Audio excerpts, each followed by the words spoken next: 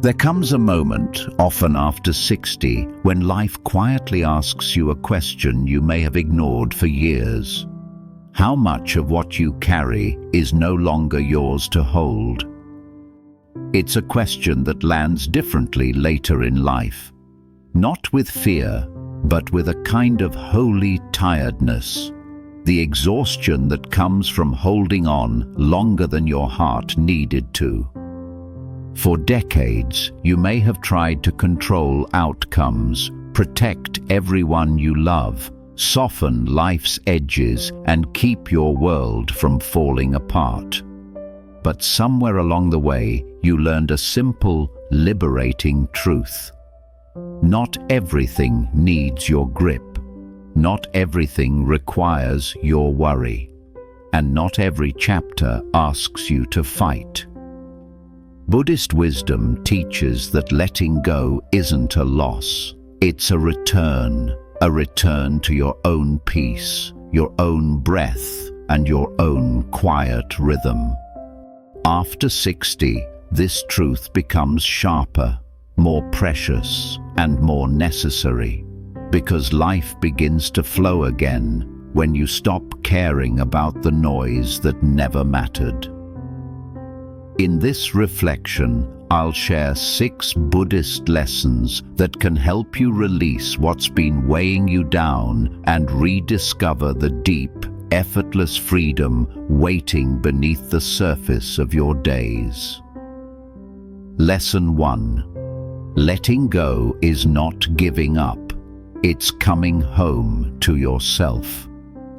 There's a misconception many people carry for most of their lives, that letting go means surrendering, losing, or quitting. But Buddhist wisdom gently reveals something very different. Letting go is not abandoning your life. It's returning to it. It's stepping out of the exhausting habit of carrying responsibilities, expectations, and fears that were never meant to define you. After 60, this becomes clearer. You've lived long enough to see how often your worry defeated you more than any real circumstance ever did. You've seen how many nights of sleep you lost, not because of what happened, but because of what might happen. You've watched relationships strain under unspoken hopes. You've clung to roles: caretaker, provider, rescuer, peacekeeper, long after life stopped asking you to. Letting go is the moment you finally stop gripping the rope that has been burning your hands. Buddhism teaches that non-attachment is not coldness, it's clarity. It's the understanding that you can love without owning, that you can care without controlling, and that you can show up without losing yourself in the process. Letting go is an act of compassion for your own heart. Ask yourself gently, what am I still holding because I fear who I'll be without it? Is it an old hurt, a memory you replay, a role you've outgrown, a responsibility you feel obligated to carry because you always have? After 60, you've earned the right, the spiritual right, to choose peace over pressure. You've earned the right to unclench your hands, soften your expectations, and allow life to move again without forcing it. Letting go isn't giving up on life. It's giving life back the space to breathe around you. It's choosing yourself again, not in a selfish way, but in a deeply honest one. Because when you stop clinging to things that have expired, you make room for the quiet joys that were waiting for you all along. Simple mornings, sincere conversations, gentler relationships, deeper presence. This is the first lesson. Letting go is a soft return to your own heart. A homecoming after years of wandering through worry. And it's never too late, not at 60, not at 70, not ever, to finally come home. Lesson 2. The freedom of not needing everyone to understand you. One of the heaviest burdens people carry through adulthood is the need to be understood, approved of, or validated by others. But something shifts after 60. You begin to taste the quiet freedom of not needing your life to make sense to anyone but you. Buddhist teachings speak often about the suffering that comes from attachment to opinions, both our own and others. When you attach your peace to how people perceive you, you become tangled in their expectations, their judgments, and their misunderstandings. You start shaping your behavior around what they might think, rather than what your heart knows to be true. But here's the subtle liberation age brings. You no longer have the energy to perform for the world. You no longer need to convince anyone that your path is worthy. You've lived enough life to know that people will misunderstand you whether you exhaust yourself trying to explain or stay silent and protect your peace. Letting go of the need to be understood is one of the most powerful shifts you'll ever make. It doesn't mean withdrawing from others or refusing connection. It means releasing the grip of approval. It means recognizing that your choices do not require permission. It means understanding that those who truly resonate with your heart will understand without explanation, and those who don't will remain confused no matter how carefully you speak. There is deep Buddhist wisdom in silence, the kind that doesn't prove anything but reveals everything. When you stop explaining yourself, you reclaim energy that was leaking out through worry. You reclaim hours of mental conversation with people who weren't even in the room. You reclaim the freedom to live as you are, not as you are perceived. Ask yourself, how much of my life have I spent trying to be understood? And what would happen if I simply lived instead?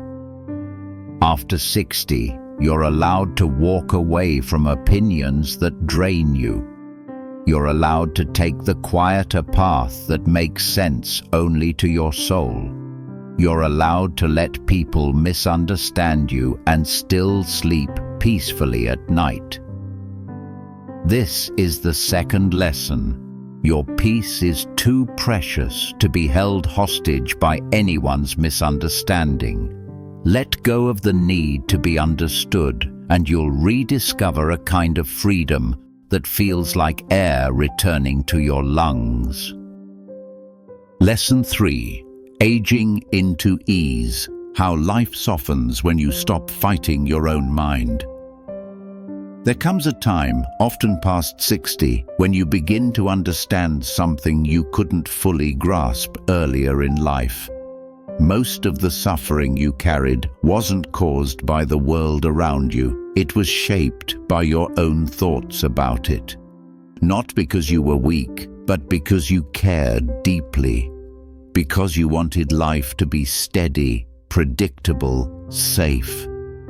Yet Buddhism teaches that much of our pain comes from resisting the natural movement of the mind, trying to force it to be quiet, stable, or obedient. But the mind was never designed to be controlled. It was designed to be understood. After 60, you've lived through enough storms to recognize a quiet truth. The mind is like weather. It shifts, it changes, it moves through cycles. Thoughts rise, fall, dissolve, and return. Worry comes like a cloud, not a destiny. Sadness visits like a season, not a verdict. Fear appears like a gust of wind, not a prophecy.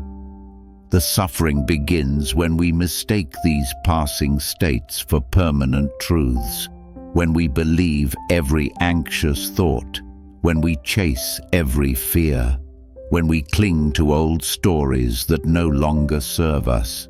But here's what wisdom and age begin to teach you. The mind loses its power when you stop wrestling it. Buddhism calls this non-resistance.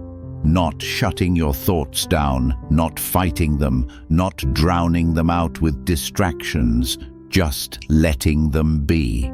Watching them the way you would watch waves rise and fall on the shore. Observing without gripping, allowing without absorbing. There is profound relief in no longer treating every thought as a command. There is peace in not needing to fix what you feel. There is clarity in becoming the witness rather than the battleground.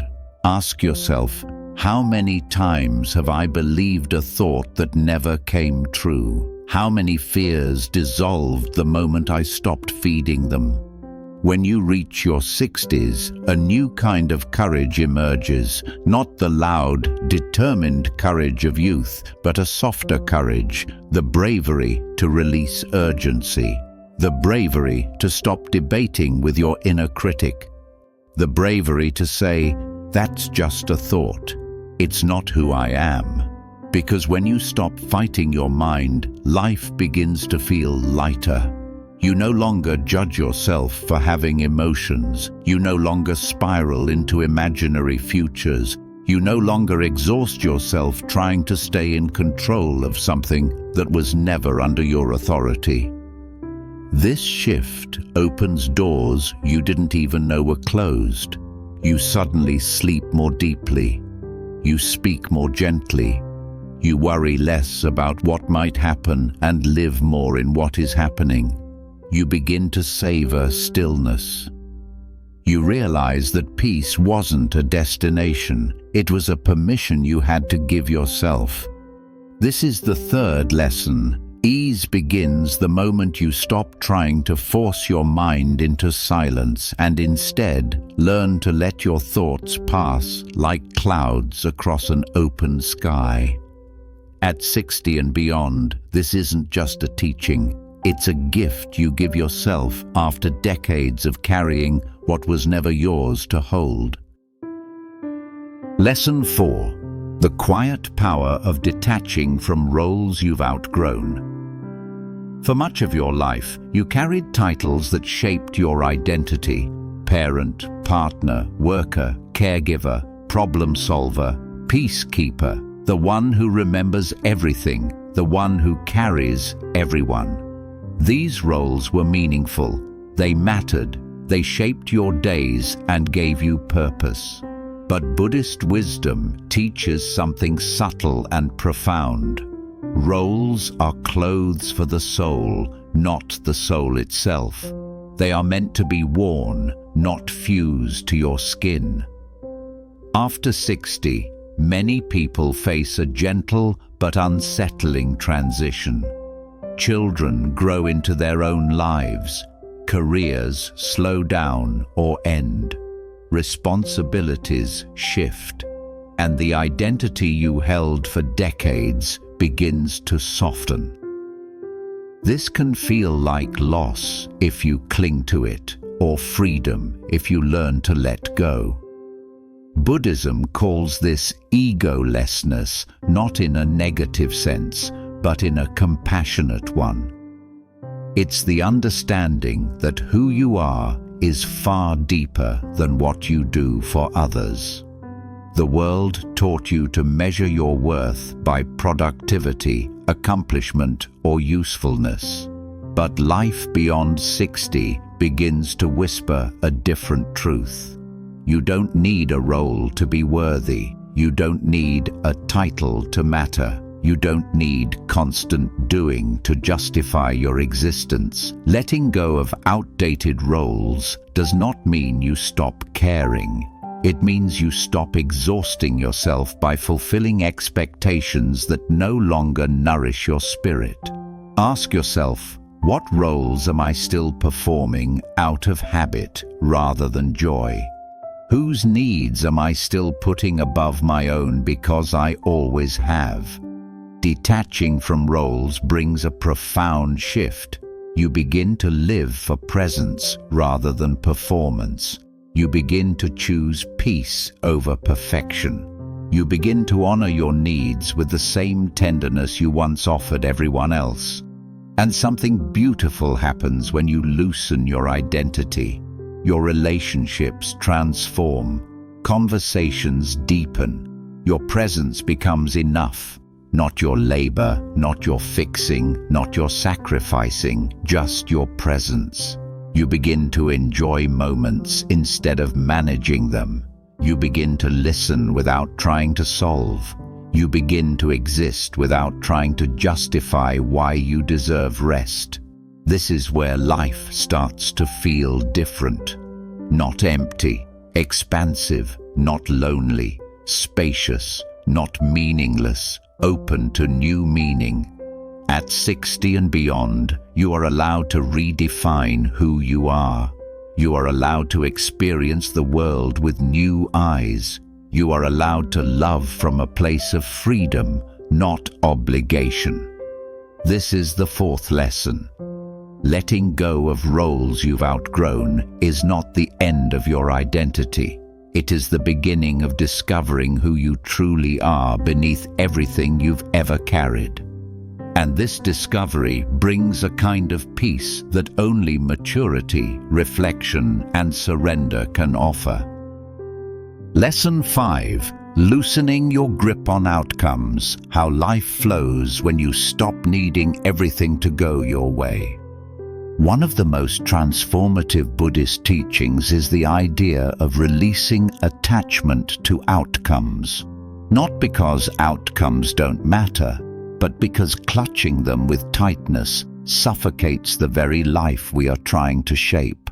For decades, you may have lived believing that your effort determined everything, that if you worried enough, planned enough, controlled enough, things would turn out right. But after 60, a soft truth begins to rise. Many things you once tried so hard to control ended up unfolding in their own way anyway.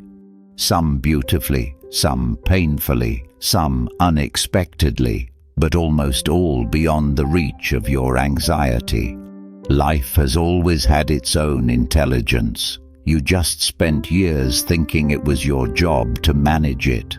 When you loosen your grip on outcomes, something profound shifts inside you. You stop living in fear of the future.